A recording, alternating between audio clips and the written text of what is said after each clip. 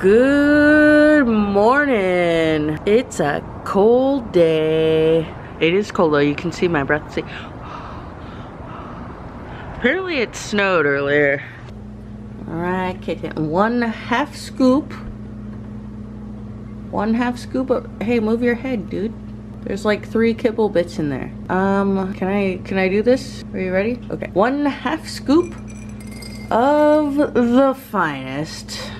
There you go. Now you eat up. There we go, Kit Kat. Nom noms, kitten. Alright, it is about 5 o'clock.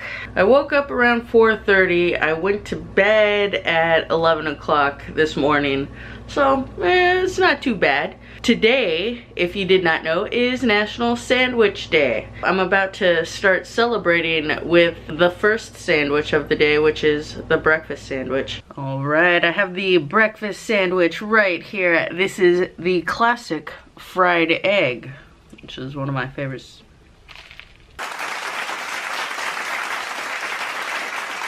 Oh yeah, happy National Sandwich Day, guys. So I'm gonna eat this sandwich. I got the tea going on, a little laundry going on, and then I'm gonna start editing. How's that box, Mo Clips? How's the box going? Whoa! Hi, kitten.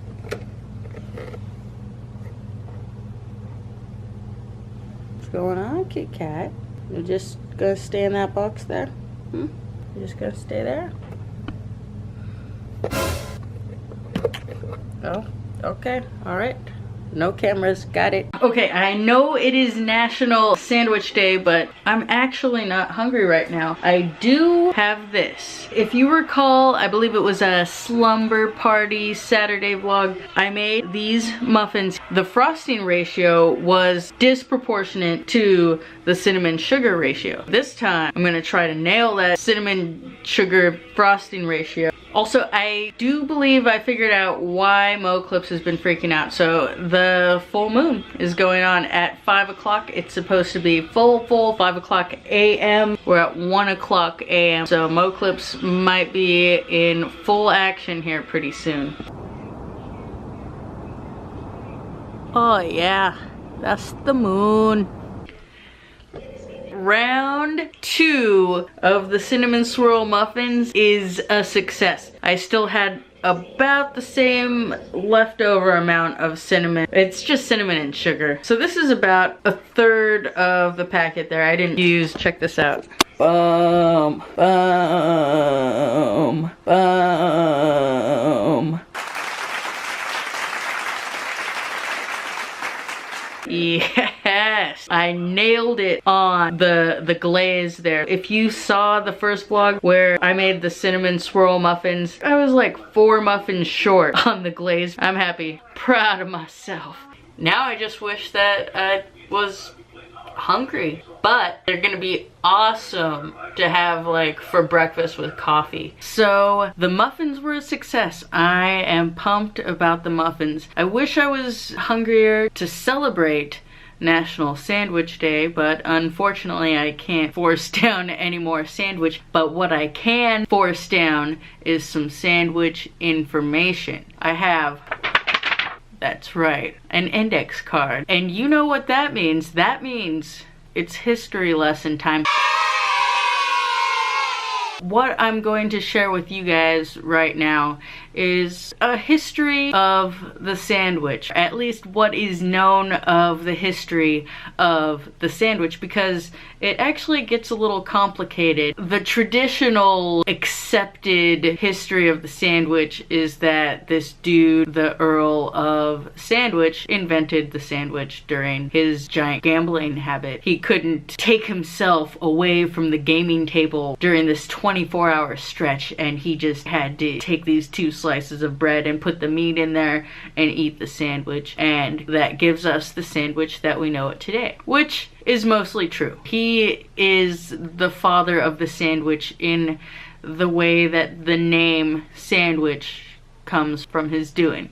But sandwiches are known to be around for a lot longer. So the Earl of Sandwich lived in the 18th century. It was 1765 that his sandwich experience was recorded in the gaming hall. But let's start at the beginning. We're talking 1st century BCE, the first recorded sandwich. The first recorded sandwich is actually a Jewish rabbi, Hillel the Elder. And Hillel the Elder started a Passover custom. Mind you, this is 1st century BCE, so sandwiches have been going on for a long time. What Hillel the Elder did was he began this custom of taking the matzah and putting kind of a paste of nuts and apples and spices and wine and putting it in between two matzahs. And he was the first that was known to do this. Since he had such a big influence and stature in Palestinian Judaism, they named this Hillel sandwich. What the Hillel sandwich ended up representing during the Passover was the paste inside in between the bread represents the mortar that was used by the Jewish, basically slaves, the Jews in their forced labor to construct Egyptian buildings. That is the actual beginning of what we know as sandwich, where there's bread and stuff in between bread. Now, during the 6th to the 16th century, during the Middle Ages, people would take coarse, stale bread. They were called trenchers. And instead of using plates, they would use these trenchers, the coarse, stale bread. So they would put meat, sauce, wine, and then the stale bread would absorb the juices of the meat, the wine, or any of the paste, and people would eat these. Traditionally, they would eat these to save the bread, to make sure that you could still eat the bread. And then either they would eat the whole trencher, or they would save the scraps, the end parts that didn't have any more meat or sustenance per se, and they would either give it to dogs or they would use it as alms to give to poor people. They were definitely the beginning of what we know as the open-faced sandwich. We're not that dumb. We've been inventing sandwiches since we've been able to invent sandwiches. That is the Middle Ages history of sandwiches. So they were called trenchers, and it was stale bread, and they were open-faced. Now in 1762, it gets a little trickier. So there's a historian, author, scholar who was traveling and writing journals. In 1762, he recorded politicians, mainly Tories, in London eating what is known as a sandwich today. Basically, it was in gaming clubs, a gambling situation. The Earl of Sandwich, where his origins come from, was gambling. This is kind of the same story where they were gambling, and this, I kind of believe the two stories melded together. I think, yes, gambling, there was eating of sandwiches involved. I don't exactly believe the 24-hour trance that the Earl of Sandwich was in, but Gibbons recorded that people in, it was called the Cocoa Tree in London, were eating basically cold meat. I'm not sure if there was any bread involved, but they were calling this kind of a sandwich. It is recorded in 1762. These people were very busy. They needed at least one hand to do things and the other hand to eat. Also in 1762, it is rumored that these cooks at the Shakespeare Tavern in London, but these cooks invented a sandwich to be passed around during gaming times. Now we come to the Earl of Sandwich. His story takes place in 1765. So this is actually a few years later, but he is credited as the father of the sandwich. He is what the sandwich is named after. He is John Montagu, the 4th Earl of Sandwich. He was an admiral, I believe, to Captain James Cook. Pretty sure. His version of the sandwich is what we know the sandwich to be today, which is 2 slices of bread, and then he did salted beef. So 1 nice slab of salted beef in between 2 slices of toasted bread, and there you get the sandwich. It is theoried, there is no factual proof here that he had a large gambling session and he just couldn't step away from the tables and he needed to eat his meat in between 2 slices of bread, and they called it the sandwich. Another theory, also attributed to John Montagu, aka the 4th Earl of Sandwich, that he could also have been working at his desk because he was a cabinet minister and just didn't have time to sit and dine at a table with his peers. So John Montagu, the namesake of the sandwich, 1765. So I looked up real quick. It's Grosley's tour to London, where it is recorded that John Montagu was eating this bread with the meat in between. Grosley wrote, "A minister of state passed 24 hours at a public gaming table, so absorbed in play that during the whole time he had no subsistence but a bit of beef between 2 slices of toasted bread, which he eat without ever quitting the game. This new dish grew highly in vogue during my residence in London. It was called by the name of the minister who invented it, aka the Earl of Sandwich." So that was his travel literature that he wrote, and what has been widely accepted as the origin of the sandwich. Other historians believe that it wasn't actually at a gaming table. That is just kind of a romanticized version of what happened. And he was actually, because in 1765 he was pretty busy as a cabinet minister, and so he most likely was actually at his desk or in his office working and not sitting at a gambling table. But these people are dead, so there's no actual proof. There's just historians battling history. So that is how the sandwich came about to be. So there's different tiers. We have the ancient history version, we have the Middle Ages version, we have the 18th century recollection, which is more closer to us, which is what is widely accepted by us.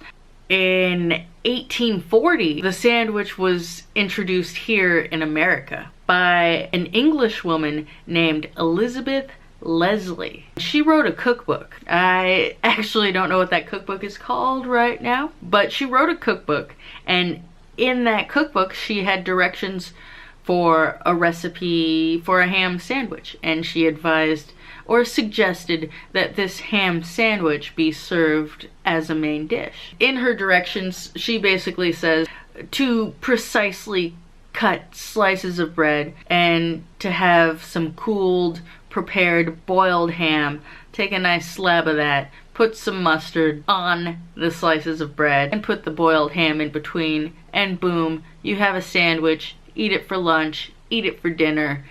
It's a main dish. That is the introduction of the sandwich to America.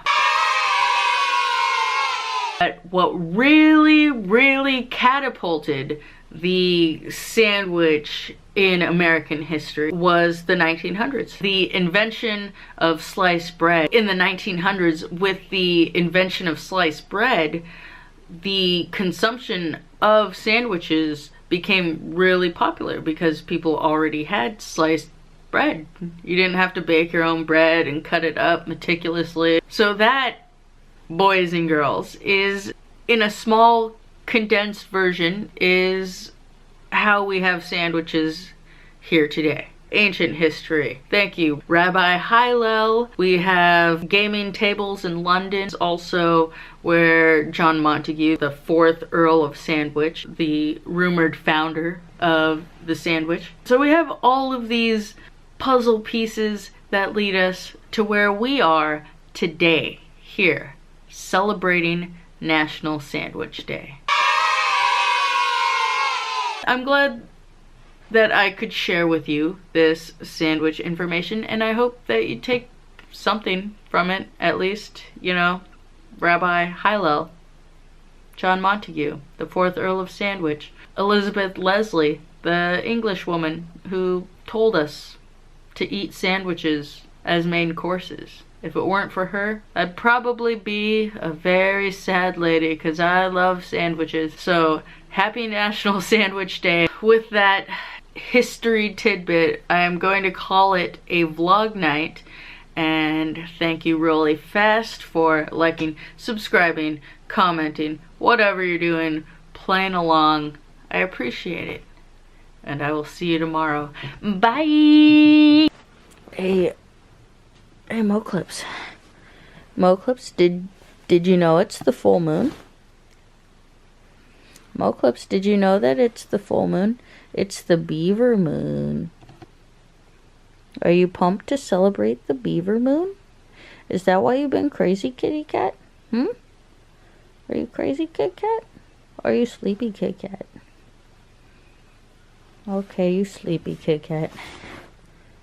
No, dude, don't bite me. Okay, go back to sleep. No, go back to sleep. Never mind about that moon thing going on. Okay, night-night. Bye-bye, Moclips.